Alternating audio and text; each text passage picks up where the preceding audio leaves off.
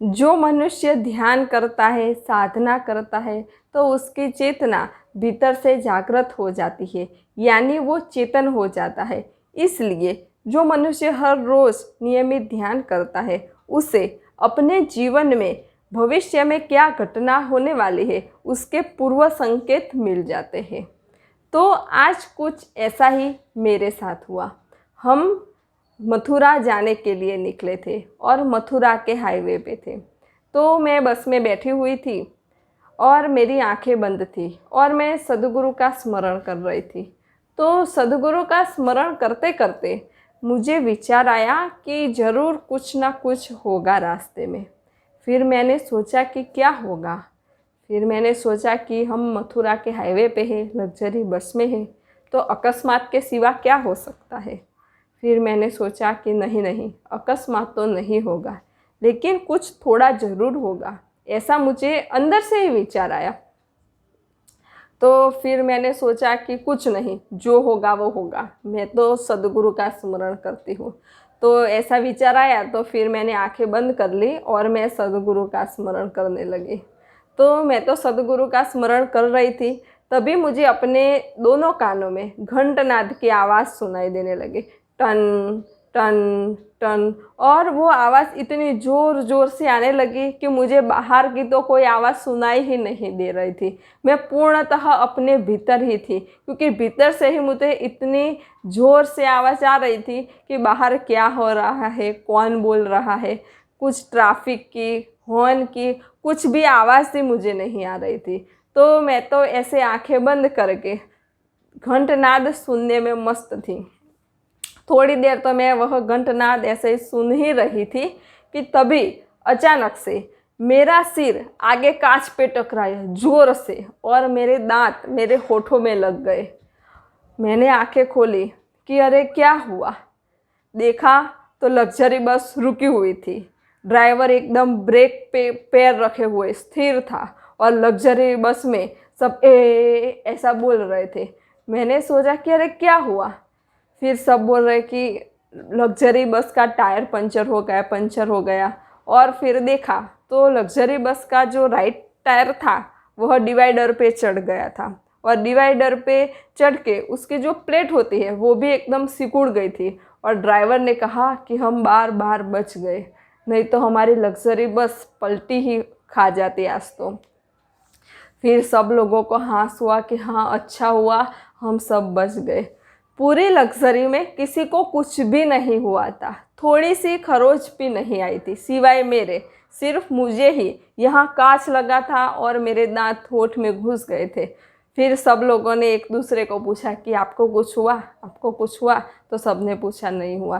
फिर सब लोग मेरे पास आए कि बिरल तू ठीक है। देखा कि अरे बिरल तुझे तो सिर पे लगी, होठों पे लगी, तेरे दांत देख होठ में कैसे घुस गए हैं। फिर सब ने कहा कि एक बात बोले बिरल। मैंने कहा बोलो। कि तू ध्यान कर रही थी ना, इसलिए आज हम सब बच गए। तेरे ध्यान की वजह से ही हमें नया जीवन मिल गया, नहीं तो हमारी लग्जरी बस पलटी ही खा जाती। ऐसा सब ने बोला।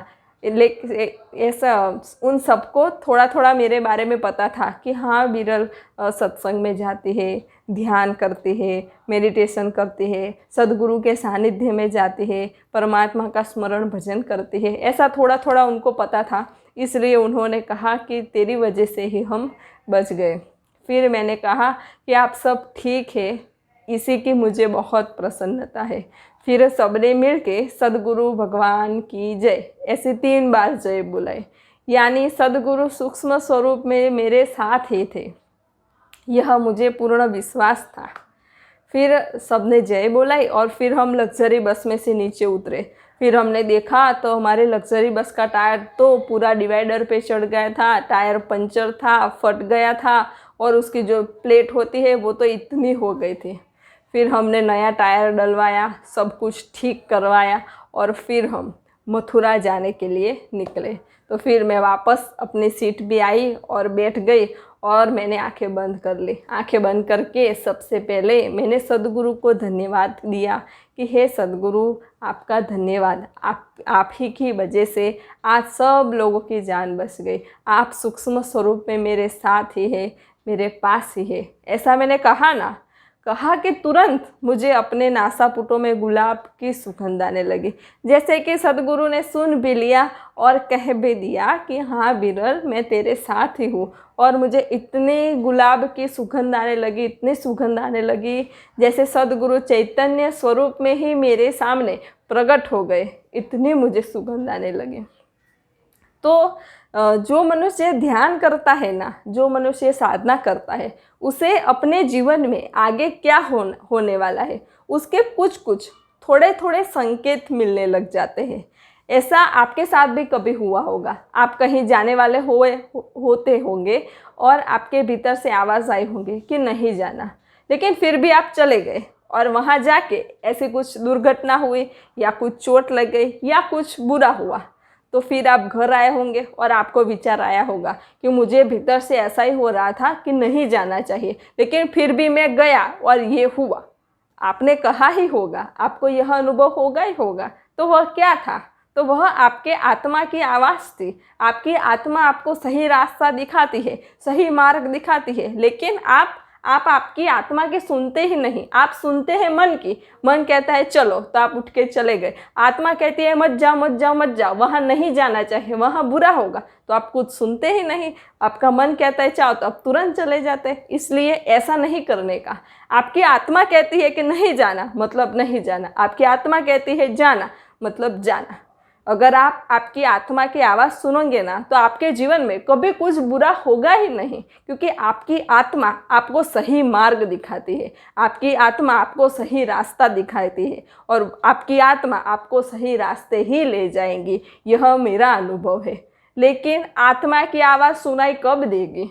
जब मन की बक बक बक बक बक बंद होगी, तब आत्मा की आवाज़ सुनाई देगी। और मन की बक बक बंद करने के लिए हमें क्या करना होगा? तो हमें हर रोज़ नियमित ध्यान, साधना, मेडिटेशन करना होगा, जिससे हम अपनी ही आत्मा की आवाज़ सुन सके और अपनी आत्मा की आवाज़ सुन के हमारी आत्मा जो कहे उस मार्ग पे चल सके, ताकि हमारा मनुष्य जन्म सार्थक हो, हमारा कल्याण हो, हमारी सर्वांगीण प्रगति हो। इसलिए तो इतना आप ज़रूर कीजिए, ध्यान करिए, मेडिटेशन करिए और आपकी आत्मा जो कहे वही करिए, उसी में आपका कल्याण है। तो अब हम मथुरा से हमने गोकुल, मथुरा, वृंदावन देखा, फिर पुष्कर दिखा और फिर अब हम घर आने के लिए निकल गए।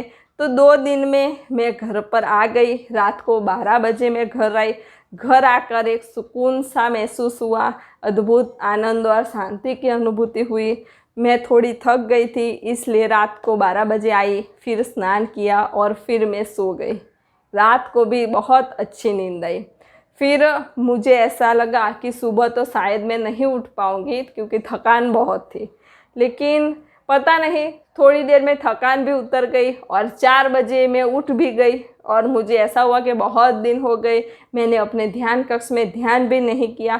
तो 4 बजे उठ के मैं वापस अपने ध्यान कक्ष में आ गई, सदगुरु को प्रणाम किया, गुरु वंदना की और फिर शांति से आंखें बंद करके ध्यान में बैठ गई। आज तो मुझे ध्यान में भी बहुत आनंद आया।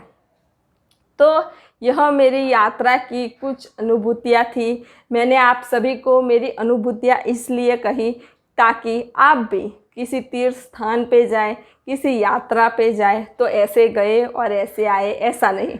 आप भी वहाँ जाएं तो आप भी अनुभूति करें, वहाँ शांति से बैठे, थोड़ा ध्यान करें, थोड़ा निर्विचार होकर बैठे, तो आपको भी अनुभूति हो, आपको भी साक्षात्कार हो और आपको भी उस तीर्थ स्थान पे जाने से आपको भी अद्भुत आनंद की अनुभूति हो, आपको आपकी आत्मा का आनंद मिले। इसलिए मैंने आप सभी को मैं जिस तीर्थ स्थान पे गई उस तीर्थ स्थान की अनुभूति बताई।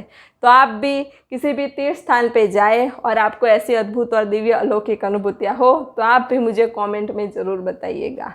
आपको ध्यान मार्ग में कोई भी प्रश्न हो तो आप मुझे कमेंट में लिख के भेज सकते हैं। तो अब मेरे आध्यात्मिक मार्ग की, ध्यान मार्ग की एक और अनुभूति मैं आप सभी को अगले वीडियो में बताऊंगी। सब घटवासी परमात्मा को प्रणाम।